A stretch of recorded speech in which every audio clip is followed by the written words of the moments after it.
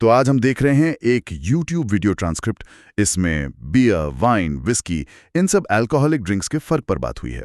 हाँ, और ये भी कि क्या कोई मात्रा सेफ है और नशे के पीछे का विज्ञान क्या है। बिल्कुल। तो हमारा मकसद है इस वीडियो से जो जानकारी मिली है उसे सामने लाना।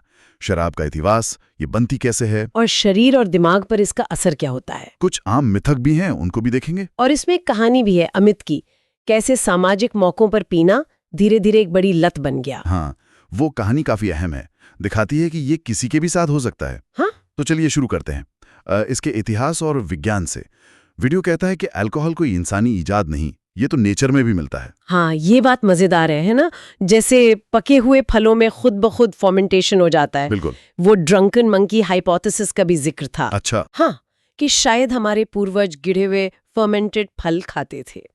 खैर, वो थ्योरी है, पर सबूत तो है। चीन में 7000 ईसा पूर्व। 7000? हाँ, और इजराइल में तो 13,000 साल पुरानी बियर के निशान मिले हैं। 13,000 साल? मतलब ये फर्मेंटेशन और डिस्टिलेशन, जो बियर, वाइन और विस्की, रम वगैरह बनाने के तरीके हैं, इनमें मेन फर्क क्या बताया गया है?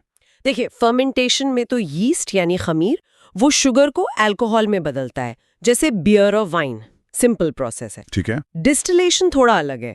उसमें फर्मेंटेड लिक्विड को गर्म करके अल्कोहल की भाप जमा करते हैं। इससे अल्कोहल ज्यादा कॉन्सेंट्रेटेड हो जाता है, जैसे विस्की, रम, वोडका।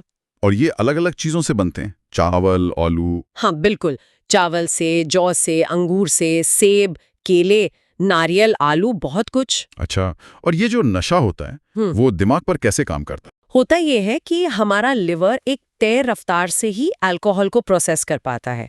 जब हम उससे तेज पीते हैं, हाँ, अच्छा। तो एक्स्ट्रा अल्कोहल खून के जरिए दिमाग तक पहुंच जाता है, और वहां वो न्यूरोट्रांसमीटर्स, मतलब दिमाग के केमिकल मैसेंजर, उनके काम में गड़बड़ी करता है। कौन से वाले?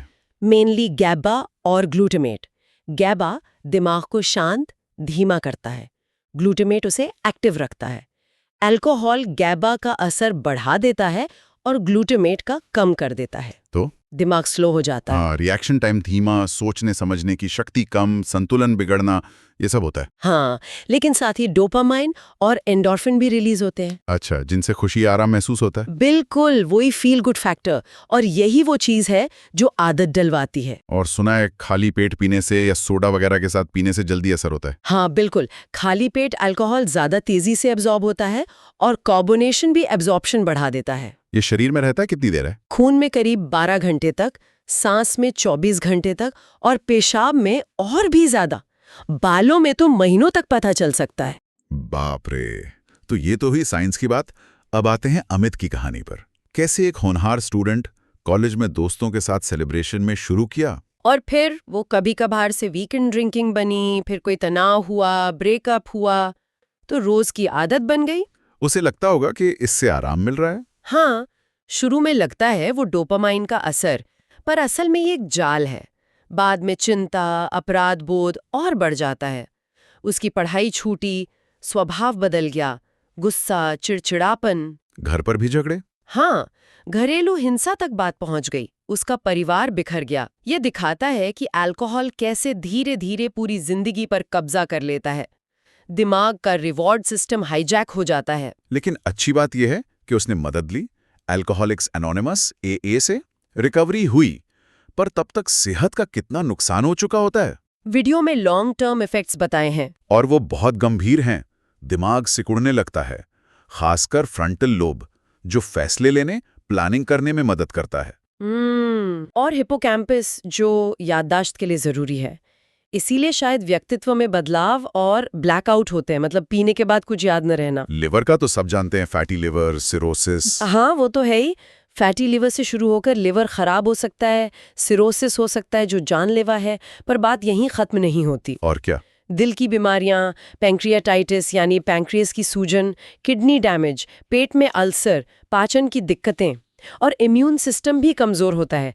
मतलब एक ड्रिंक से भी फर्क पड़ता है। एक ड्रिंक से भी? हाँ, और इसीलिए विश्व स्वास्थ्य संगठन यानी WHO साफ कहता है, शराब की कोई भी मात्रा सेहत के लिए सुरक्षित नहीं है, 0। ये बहुत जरूरी बात है। अच्छा, कुछ मिथक भी हैं, जैसे लोग कहते हैं रेड वाइन दिल के लिए अच्छी है। वीडियो इस बात को खारिज करता है। हाँ, उसमें एंटीऑक्सीडेंट्स होते हैं, पर वो तो अंगूर खाने से भी मिल जाएंगे।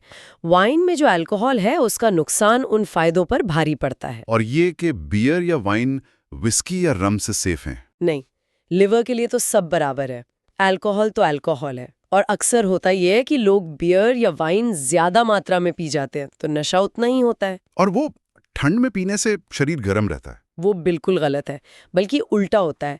अल्कोहल से स्किन की ब्लड वेसल्स फैल जाती हैं, तो शुरू में गर्मी लगती है, पर शरीर की अंदरूनी गर्मी तेजी से बाहर निकलती है। हाइपोथर्मिया का खतरा बढ़ जाता है। सेहत के साथ साथ समाज पर भी तो बुरा असर पड़ता है। घरेलू हिंसा, हाँ, शराब पीकर हिंसा करने का खतरा काफी बढ़ जाता है। और ड्रंक ड्राइविंग, भारत में ही 2021 में 3,500 के करीब मौतें हुई इसकी वजह से। और बच्चों पर क्या असर होता है जिनके माँ बाप पीते हैं? बहुत गहरा असर। उनमें एंजाइटी, डिप्रेशन का खतरा बढ़ जाता है, डर का माहौल रहता है घर में। गरीबी और शराब का भी एक चक्कर है ना? बिल्कुल, लोग नशे पर पैसा उड़ाते हैं, काम पर असर पड़ता है, और फिर सस्ती जहरीली शराब, कच्ची शराब, उसमें मेथनॉल हो सकता है। मेथनॉल? 4 से ज्यादा मौतें हुई हैं, ये सरकारी आंकड़ा है। ये तो भयानक है। तो कुल मिला के इस वीडियो का निचोड़ क्या है? निचोड़ यही है कि शराब, चाहे कितनी भी पुरानी या नेचुरल क्यों ना हो, आज के समाज में एक बड़ा खतरा है। सेहत के लिए, रिश्तों के लिए, समाज के लिए। कभी कभार पीना भी खतरनाक हो सकता है, लत बन सकता है। पर अमित की कहानी ये भी दिखाती है कि रिकवरी मुमकिन है। हाँ बिल्कुल, सबसे जरूरी है ये मानना कि प्रॉब्लम है, और फिर मदद मांगने में हिचकना नहीं चाहिए। हेल्पलाइंस हैं, AA जैसे सपोर्ट ग्रुप हैं, डॉक्टर्स हैं। और सामाजिक दबाव, दोस्तों का प्रेशर, उसे मना करना सीखना होगा। ये समझना कि सिर्फ एक ड्रिंक भी भारी पड़ सकती है। सही बात है, रोकथाम इलाज से हमेशा बेहतर है। अंत में एक सवाल मन में आता है, जैसा वीडियो में भी इशारा है। हजारों साल से अल्कोहल हमारे साथ है, प्राकृतिक रूप से। तो आज ऐसा क्या बदल गया कि ये इतनी बड़ी समस्या बन गया? ये औद्योगिक उत्पादन, मार्केटिंग, सामाजिक दबाव, इसने इस पुराने रिश्ते को इतना बिगाड़ कैसे दिया? ये सोचने वाली बात।